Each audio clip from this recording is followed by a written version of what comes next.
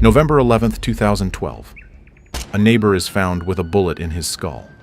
By dawn, police name their suspect, John McAfee, the millionaire who created the antivirus software on half the world's computers. When officers arrive to question him, he's gone. What happens next is unthinkable. He fakes his own death twice, bribes his way out of a Guatemalan deportation cell hours before being extradited, escapes the FBI for 18 months on a yacht, taunting them on Twitter with his exact location.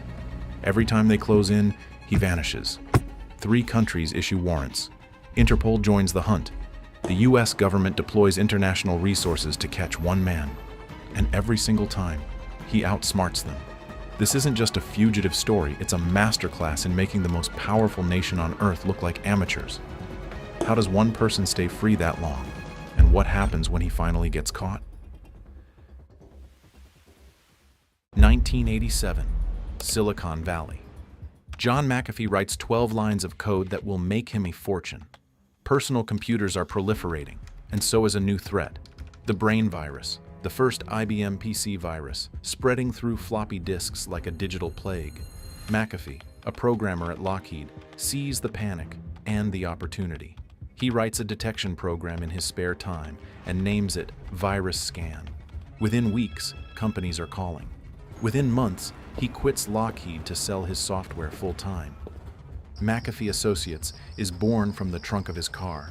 His genius isn't just technical, it's psychological.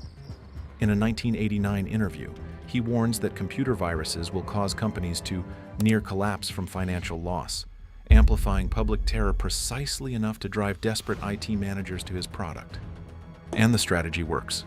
By 1990, half the Fortune 100 are paying for McAfee antivirus.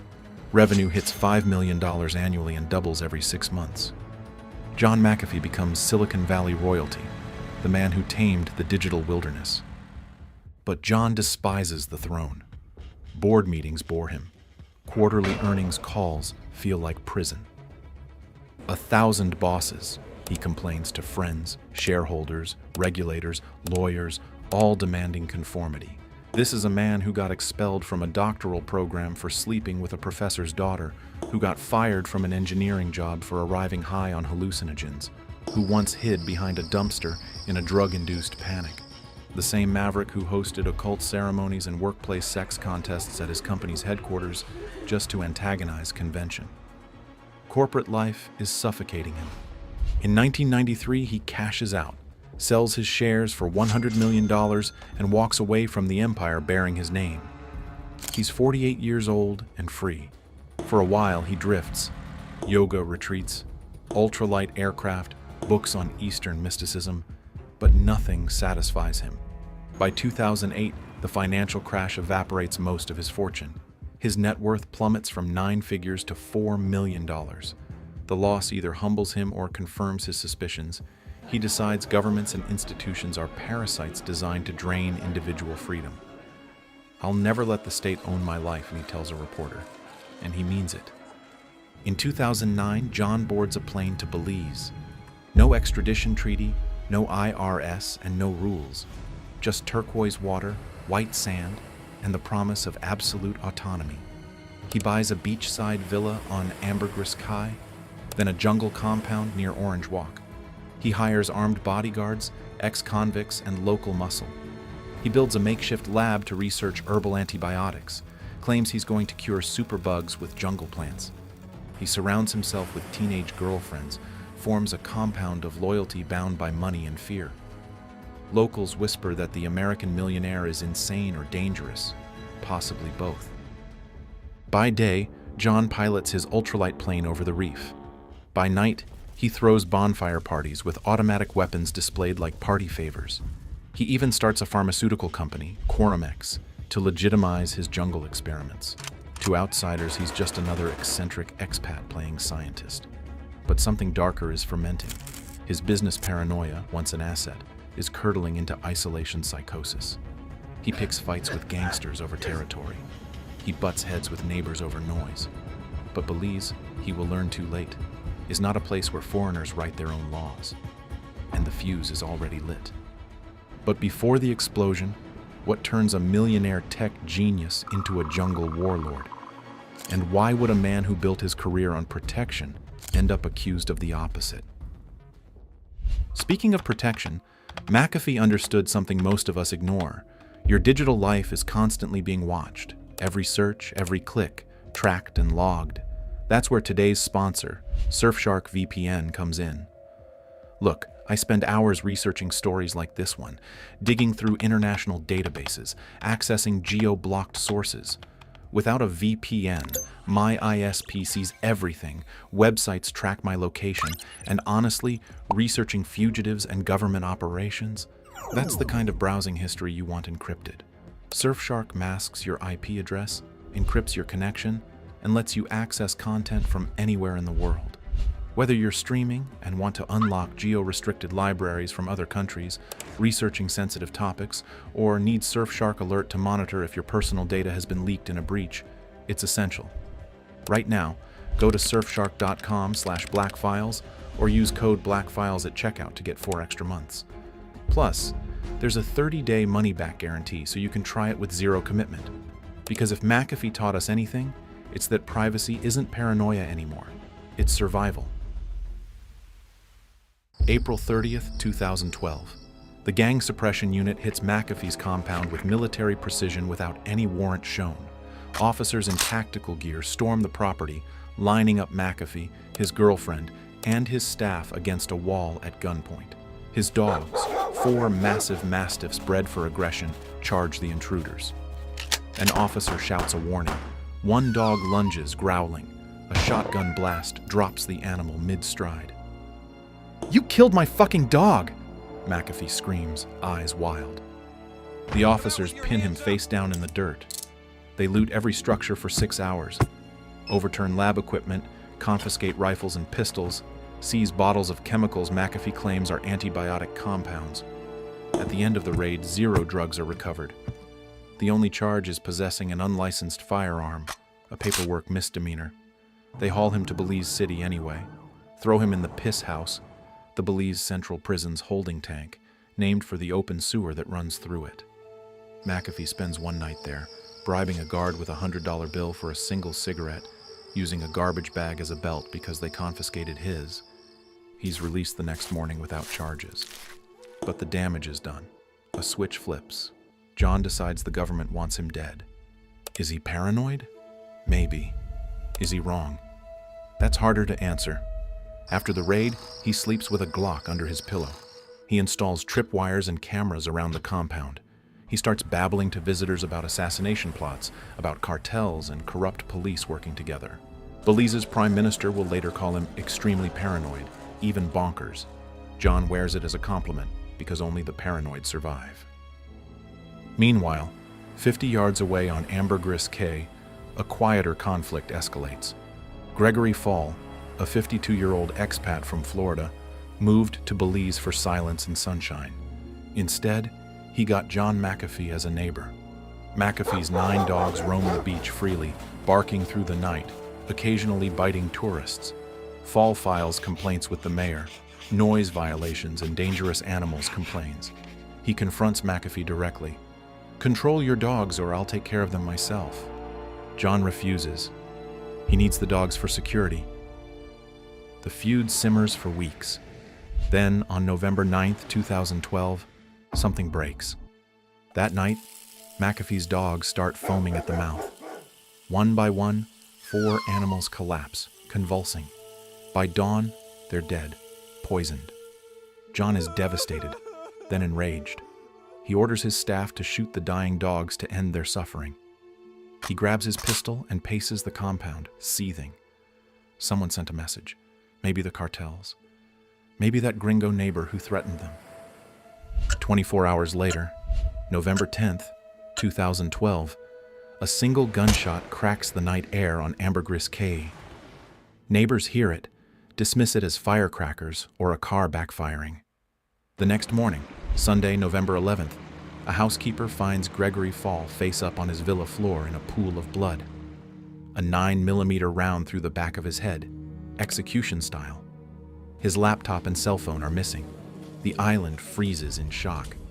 An American murdered in paradise. Belize police immediately attempt to question Fall's volatile neighbor. When officers arrive at McAfee's compound around noon, they find the gate open and the house abandoned. John saw them coming. He grabbed his girlfriend Samantha and vanished into the jungle. By the time officers knock on his door, he's already underground, literally buried in sand, as the opening scene showed. The man who once protected millions of computers is now the prime suspect in a homicide, and he's just declared war on an entire government. What did John McAfee know about Gregory Fall's death? And how does a 70-year-old millionaire disappear in a country the size of Massachusetts? John doesn't run blind. He's been planning this. For months, he's been mapping safe houses and cultivating contacts, people who can't be followed, he whispers to a journalist later. Within 6 hours of going underground, he and Samantha are moving through a network of hideouts in the Belizean interior. Abandoned warehouses, sympathetic locals' homes, a fishing shack on a mangrove river. Police and soldiers sweep the district with dogs and helicopters. They set up roadblocks on every highway. They raid houses of anyone connected to McAfee. But John stays a ghost. If you're enjoying this story, smash that like button. It tells me you want more deep dives into people who outsmarted the system. And subscribe, because next week, we're covering someone who makes McAfee look tame. On day 3, holed up in a concrete bunker while police search 200 yards away, John finds an old TV and tunes into Swiss Family Robinson, the 1960 film about castaways building a life on a deserted island. He sits there eating canned beans, watching the Robinson family construct a bamboo fortress, and laughs at the parallel. Maybe I should build a treehouse, he jokes to Samantha. In reality, every hour he stays in Belize reduces his odds of freedom. The GSU is closing in, informants are talking, borders are locked down, and he needs an exit. November 14th, 2012, 3 days post-murder. Under cover of darkness, McAfee boards a small fishing boat on Belize's southern coast. He pays the captain $2,000 in cash for an illegal crossing into Guatemala. No passport stamp, no records. The boat cuts its engine a mile offshore and drifts into Guatemalan waters. At 3 a.m., they land at a deserted beach near Puerto Barrios. John and Samantha wade ashore and disappear into the jungle. By sunrise, they're in Guatemala City, checking into the Villarreal Hotel under fake names. For the first time in 72 hours, John exhales. He's escaped Belize. But he can't resist the spotlight. With Fall's murder dominating international headlines, John decides to control the narrative. He contacts Vice magazine through encrypted email, offering exclusive access to the world's most wanted antivirus mogul. The Vice editor and a photographer fly to Guatemala, locate McAfee, and spend 2 days with him. John grins through a scraggly beard, arm around the journalist's shoulder. They post photos and a triumphant blog update. We've made it to safety. The article goes viral and John feels invincible. But he is not. He just made the biggest error he can make. Within hours of posting, a hacker tweets, "John, I found you. Check your photos EXIF data." The picture Vice published contains GPS metadata, exact coordinates of the hotel. Every intelligence agency and police force on the planet now knows where McAfee is. His media stunt just turned into a catastrophic blunder. December 5th, 2012, 24 days after Fall's murder. Guatemalan police storm the Villarreal Hotel. McAfee is in the lobby, talking to his lawyers when officers surround him. No se mueva. Handcuffs snap on and cameras flash. Guatemalan authorities parade their infamous catch before the world press. The charge is illegal entry and the consequence is deportation to Belize within 48 hours. For John, Belize is a death sentence. He's convinced the moment he's handed over, he'll vanish into a cell or a shallow grave. The clock is ticking. December 6th, 2012, 1 day after his arrest. Locked in a detention cell, McAfee collapses to the floor, clutching his chest. "Mi corazón," he gasps, turning pale. Guards panic. An ambulance rushes him to a Guatemala City hospital. News breaks worldwide. John McAfee has suffered 2 heart attacks in custody. The Guatemalan government, terrified of an international incident, pauses the deportation. Reporters swarm the hospital. John lies on a gurney with oxygen tubes, grimacing dramatically for the cameras. 48 hours later, doctors announce he's stable, no heart damage detected, slightly elevated blood pressure, nothing more. John smirks at the press. Of course I didn't have a heart attack. He later admits he faked it, hyperventilated, and held his breath to spike his blood pressure readings, sold the performance with Academy Award conviction. The stunt bought his lawyers time to file emergency appeals, gum up the bureaucracy. And in that chaos, Guatemala's government takes the path of least resistance. They deport John McAfee not to Belize, but to the United States. A legal quirk. He entered Guatemala illegally from Belize, so they can technically repatriate him to his country of origin. John just checkmated an entire nation. December 12, 2012, Miami International Airport. John McAfee walks off the plane, disheveled, unshaven, and victorious. He's just outfoxed a two-country manhunt, faked a medical emergency, and turned a guaranteed capture into a free ticket home. Federal agents question him briefly, but with no U.S. charges pending, they release him. John strolls out into the Florida sunshine, flashing a grin to the cameras. It's good to be home. He's eluded the jaws of Belize. The question is, for how long? How does a fugitive become a celebrity? And what happens when the country you thought was safe turns out to be hunting you, too? January 2013, Portland, Oregon. John McAfee marries Janice, a former Miami prostitute 30 years his junior, whom he met on his first night back in the States. They settle into a rented condo. John tries domesticity, coffee in the mornings, walks in the park, Netflix at night. The experiment lasts 4 months. He's bored senseless. By summer, he's back to provocation. He produces a viral YouTube video, How to Uninstall McAfee Antivirus, a surreal dark comedy featuring John surrounded by guns and women, snorting bath salts while mocking the software that still bears his name. The video racks up millions of views. Next, he announces a presidential run in 2016 under the newly created Cyber Party.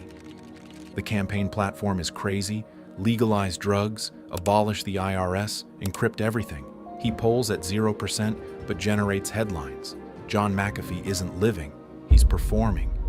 By 2018, he's found his next act: cryptocurrency evangelist. Bitcoin, Ethereum, altcoins. John declares them the future and himself their prophet. And not gonna lie, seeing this from 2025, he was at least a bit true. I hope every one of you got some Bitcoins following his advice. He lives on a 75-foot yacht equipped with satellite internet, an armory of firearms, and Janice's first mate. Why a yacht? Because he knows what's coming. John hasn't filed a tax return since 2010, hasn't paid $1 to the IRS in 8 years. Taxation is theft, he tells interviewers, smirking. The IRS is a criminal organization, he says, but the IRS, unsurprisingly, disagrees. January 2019. A federal grand jury in Tennessee secretly indicts McAfee on 8 counts of tax evasion, failure to file returns, willful evasion, which means potential decades in prison. A source tips John off. Rather than surrender, he fires up his yacht's engines and disappears into the Caribbean. He tweets a photo of himself on deck, rifle in hand. Today, I left the US, I'm freer than ever. What follows is an 18-month maritime game of cat and mouse unmatched in modern fugitive history. McAfee country hops by sea: Cuba, Dominican Republic, Bahamas, possibly Venezuela. Every few days, a new harbor. Every few days, a new taunting tweet. He's living on cash and cryptocurrency, using encrypted phones and VPNs to mask his location. He claims he employs body doubles and disguises. He posts photos with lookalikes, jokes that even seeing him doesn't mean you've seen him. Is it paranoia, or is it true? When your passport is flagged, every airport is a trap, every border crossing a gamble. John avoids commercial flights entirely. One passport scan and he's finished. Instead, he relies on constant motion and constant publicity as twin shields. In a paradox, his fame protects him. Governments prefer quiet arrests, but John makes that impossible by broadcasting his location, or decoy, locations, to 2 million followers. He gives live interviews from undisclosed rooms, dares the IRS to come find me. He tweets a photo supposedly from Norway wearing a thong as a face mask and claims Norwegian police arrested him for it. But it is a prank. Authorities chase phantoms. July 24, 2019, Puerto Plata, Dominican Republic. McAfee's yacht docks for refueling. Local authorities, tipped by Interpol alerts, swarm the pier. They board the vessel and detain John, Janice, and crew on suspicion of illegal firearms. In his possession, 4 shotguns, 3 handguns, enough ammunition to outfit a small militia. After all, he's caught. But after 4 days of negotiations and likely some cash-changing hands, the Dominican Republic releases him without charges. They want no part in this circus. John raises a glass of rum as the yacht pulls away. Even when I'm arrested, I walk free. But the net tightens. By late 2019, McAfee relocates to Eastern Europe. He posts cryptic videos from safe houses. I've collected files on corruption in governments worldwide. If I go down, they all go down with me. Bluff or threat, insurance or delusion, it doesn't matter. In October 2020, perhaps limited by COVID travel restrictions, perhaps simply exhausted, John does something uncharacteristic. He stops running. He and Janice rent an apartment near Barcelona, Spain. He ventures out rarely. On October 5, 2020, he heads to Barcelona's El Prat airport, reportedly bound for Istanbul. At check-in, a passport scan flags his name.